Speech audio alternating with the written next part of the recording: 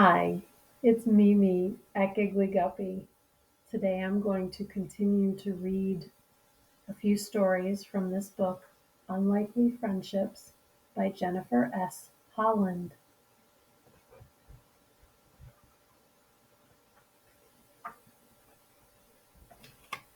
The first story took place in Georgia in the United States in 2008, and it's called The Cockatoo and the Cat.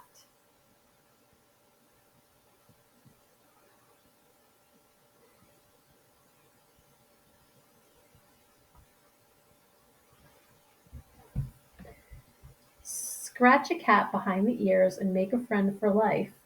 But what if the one doing the scratching has feathers, a beak, and bird feet? That doesn't seem to bother Lucky, a young stray cat that was fortunate enough to be rescued by Libby Miller and Gay Fortson of Savannah, Georgia. After his adoption, Lucky found himself cohabitating with Coco, a brash and outspoken cockatoo that took to the feline with a gentle claw. Coco was perched on the foot of the owner's sleigh bed one morning, and Lucky, who had not yet met the bird up close, must have been hiding under the bed. When Libby came into the room, there they were together on the bed. She worried for a moment that one would hurt the other, but Coco was being so gentle. She rubbed Lucky with one foot, then walked back and forth over her head, with which Lucky didn't seem to mind at all.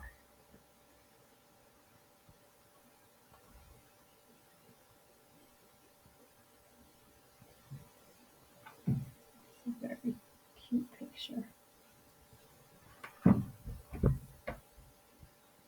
Lily grabbed her camera and recorded the strange interaction. The video eventually made it to the internet and has since gone viral. People all around the world love seeing how they get along, she says. The two animals continue to be affectionate housemates despite the bird's potential to do harm with her strong beak and claws. Coco sticks her finger-like tongue in the little cat's ear or kneads and nuzzles her, seemingly fascinated by the taste of the soft fur and squishy feel of the body, and luckily, realizing a good thing, rolls over and offers up her belly to encourage the massage. At the end of the day, the catbird pair happily sits in one of their owner's laps together, just chilling out, along with the couple's four dogs. The night doesn't feel right unless their pets have all been let out to bond with one another, the ladies say. We just love that our animals love being together. It's very cute. Looks like they're having a fun conversation there.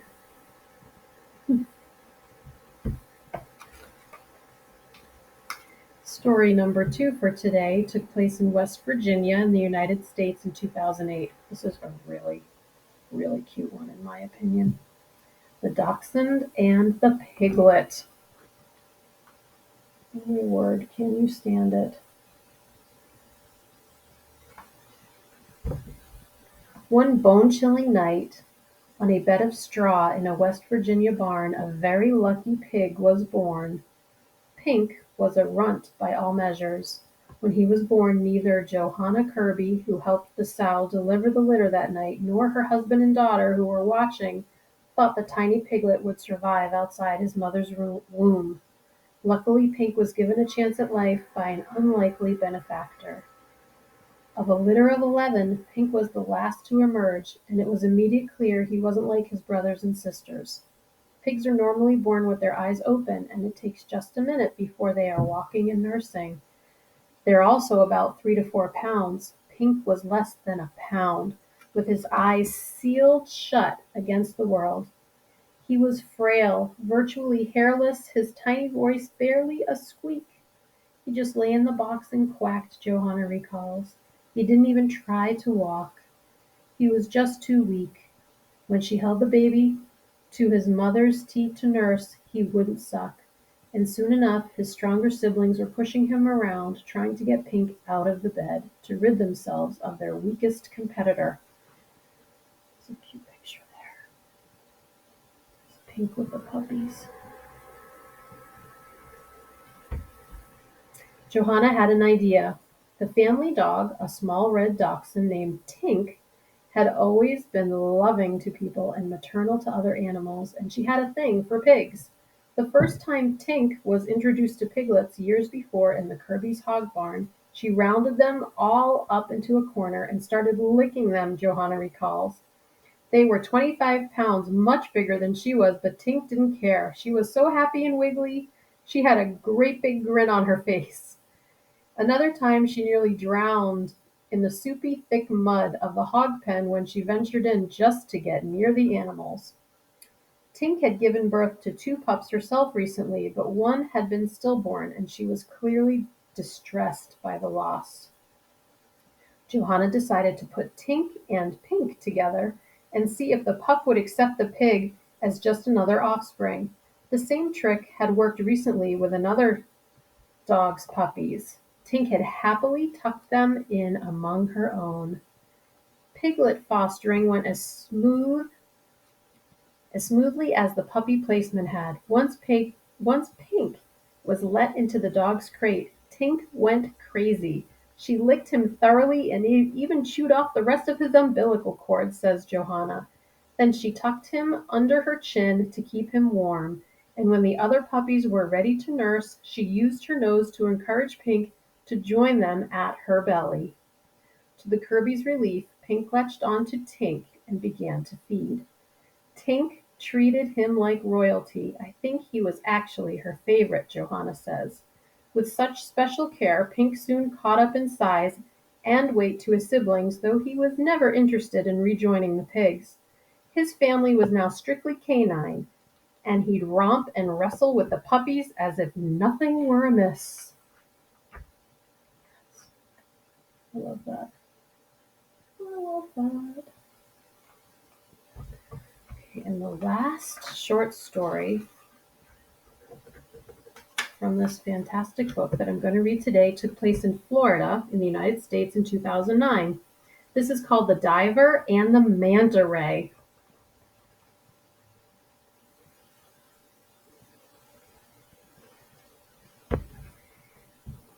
Sean Payne has clocked thousands of hours scuba diving in the sea, happily meeting countless animals eye to eye, from minuscule reef shrimp to colossal whale sharks. But when this dreadlocked boat captain talks about a particular encounter with a manta ray, it's as though he's describing his first love. He wasn't out looking for rays. Sean was assisting underwater photographers with a project on Goliath grouper, a sometimes 800-pound fish that shares the ray's environment off the Florida coast.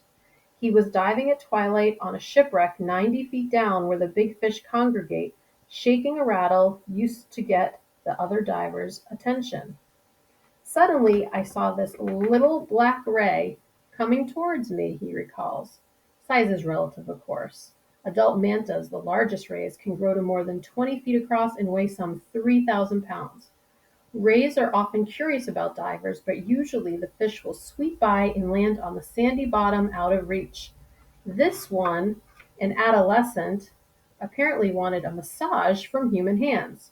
She slipped right up underneath me. I actually had to hold her off to keep her from pushing against me from beneath, says Sean. Her skin felt like velvet cloth, stretched over ribs and muscles, an incredible texture.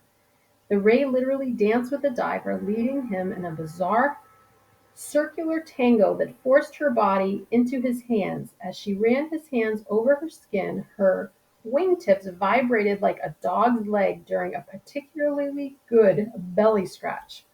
I was so into the encounter by then I couldn't tear myself away, Sean says. The thing about rays is usually you have to chase them just to get a close look. Here was one that approached me on its own. She zeroed in on me and wanted to be touched. It was as if I were petting and meeting eyes with my German Shepherd. I felt a real connection between us. Truly awesome.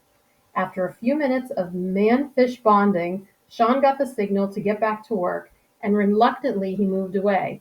The young ray, standoffish towards the other divers, stayed nearby, and when Sean headed toward the surface, unlike his ray friend, he needs air from above, she hovered right below him as if making sure he ascended safely.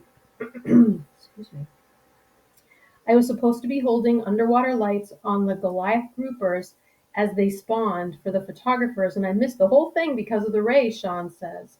But it was so worth it to have that experience. He named the young animal Marina after his daughter, as he says, my other little girl. Sean's loving attitude toward the ray might have surprised the seagoer from long ago. In ancient times, manta rays with their pointy fins were sometimes associated with the devil, and sailors told tales of the animals leaping from the water and capsizing boats. Although in truth they are peaceful creatures, it's not hard to fathom how these legends were born.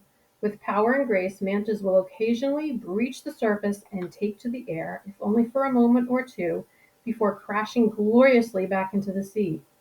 Nowadays we see that as beautiful, maybe even playful, but 500 years ago, standing on the deck of a creaky wooden galleon, friendship was one of friendship with one of these winged horned creatures would have been the last thing on your mind.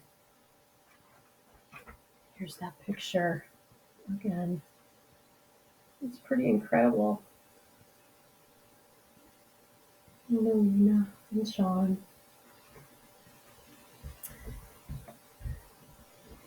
So that's the last story in this book for today. But I'll see you next time for another group of stories to make you smile.